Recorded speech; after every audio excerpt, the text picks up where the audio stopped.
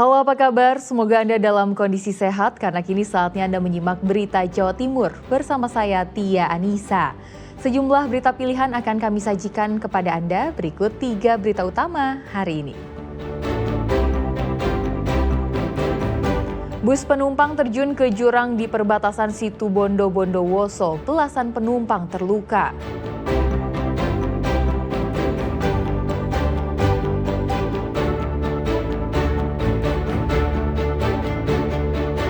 Banjir lahar dan letusan sekunder Semeru terjadi. Jalur Lumajang Malang sempat terganggu material banjir lahar dan abu vulkanik.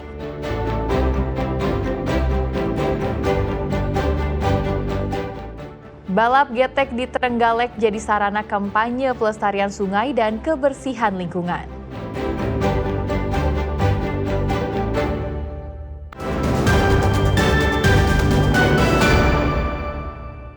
Kita ke informasi pertama. Bus antar kota dalam provinsi terjun ke jurang sedalam 20 meter di jalur pegunungan arak-arak perbatasan Bondowoso dan Situbondo.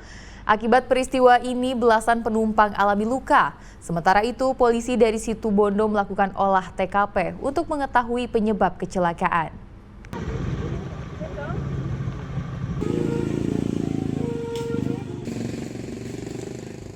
Olah TKP dilakukan untuk memastikan penyebab bus berpenumpang 14 orang berikut kru mengalami kecelakaan tunggal hingga terjun ke jurang sedalam 20 meter.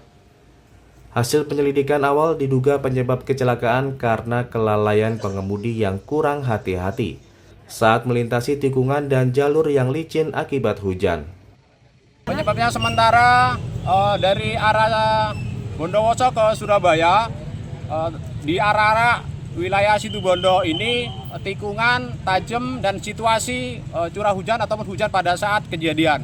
Jadi licin dan sopir ataupun pengendara bus tidak terkendali, akhirnya terperosok ke sebelah kiri jalan yang ke arah Surabaya.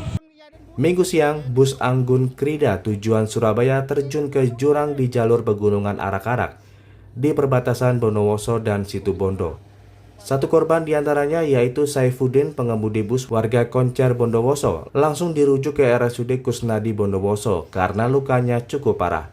Sedangkan korban luka lainnya dirawat inap di Puskesmas Suringin. Bus Anggun Krida berangkat dari terminal Bondowoso dengan tujuan Surabaya. Sesampai di lokasi, kendaraan dengan 14 penumpang termasuk kru tiba-tiba melaju tak terkendali lalu terjun ke jurang. Tommy Iskandar dan Sri Rama melaporkan dari Bondowoso. Bondowoso, demikian Komandan. Situbondo juga Polres Bondowoso sudah di lokasi.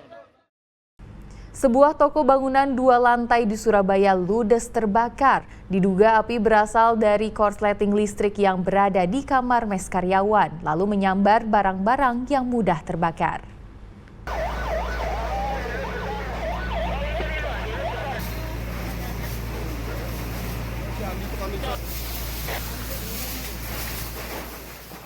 Warga di Jalan Bratang Binangun, Kecamatan Gubeng, Surabaya, Senin pagi dikejutkan dengan suara sirene mobil pemadam kebakaran dan asap tebal yang membubung dari toko bangunan Putramas.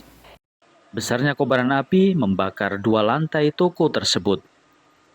Pemadam kebakaran dari Dinas Kebakaran dan Penyelamatan DPKP Kota Surabaya yang mendapat laporan langsung ke lokasi kejadian dengan mengerahkan 14 unit mobil pemadam. Hingga hampir 2 jam, api akhirnya berhasil dijinakkan. Kosong Mbak berarti iya, tadi? Nggak ada orang, tahu-tahu yang laki ke belakang api sudah membesar. Berarti dugaannya dari korsleting listrik Pak ya? Iya. Ini rumahnya ini biasanya dibuat gudang toko bangunan atau seperti apa Pak? Buat gudang. Gudang Pak ya? Depan buat jualan, yang tengah buat gudang. Gudang barang-barangnya itu Pak ya? Iya. Barang-barang bangunan ya? Yang pas apa Pak terbakar ini tadi tempat yang jaga Pak? Iya, tempat rumahnya yang jaga. Berarti mesnya gitu Pak ya? Iya. Nah. Diduga api berasal dari korsleting listrik di kamar karyawan yang berada di bagian belakang toko.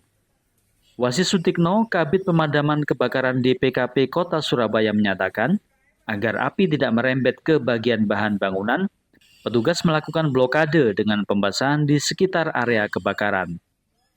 Ya, dari pagi jam 8 kurang lebih ya, laporan masuk kita rumah terbakar Beratang Binangun ya. Asap sudah kelihatan hitam, pekat, membumbung. Nah, kita tidak mau kecolongan, kita memang sejak awal kerahkan banyak unit. Kurang lebih ada 14 unit yang kita luncurkan ya untuk antisipasi dan tidak merembet kanan, kiri maupun belakang. Alhamdulillah kita berhasil untuk ngeblok rambatan ya, biar nggak merembet ke sebelah-sebelahnya. Dugaan konsleting ya, konsleting listrik. Oke.